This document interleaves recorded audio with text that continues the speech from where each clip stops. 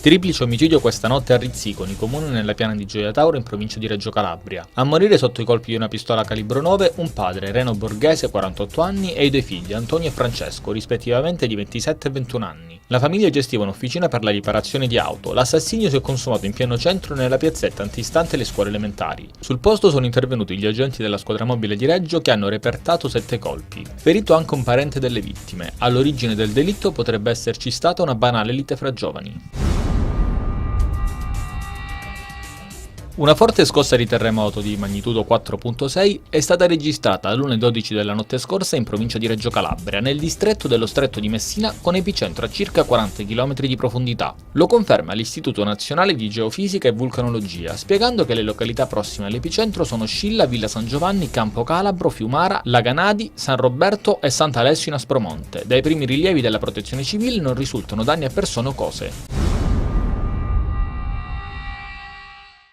La Guardia di Finanza ha eseguito stamani il sequestro preventivo finalizzato alla confisca del complesso alberghiero Magara Hotel a Croce di Magara sulla Sila Cosentina per un valore complessivo di 7 milioni di euro.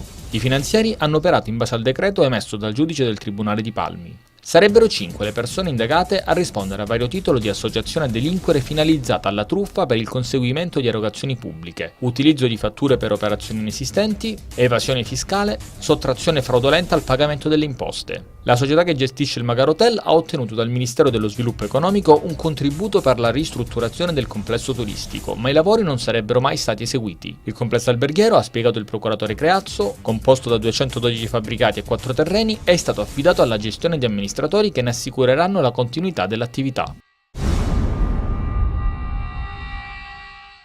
Gli agenti del commissariato di polizia di Rivoli, in provincia di Torino, hanno scoperto e arrestato il responsabile delle sottrazioni di tombini in ghisa, la cui continua sparizione era stata segnalata fin dal giugno scorso dagli abitanti dell'Interland torinese. A finire in manetta è stato FC, un italiano di 45 anni originario di Isola Caporizzuto. Per lui l'accusa è di furto aggravato continuato e attentato alla sicurezza della circolazione. Gli inquirenti sottolineano che l'attività dell'uomo ha provocato danni rilevanti sia in termini di incidenti stradali, sia per i danni dovuti alla sostituzione degli oltre 100 tombini rubati, per un ammontare di oltre 10.000 euro.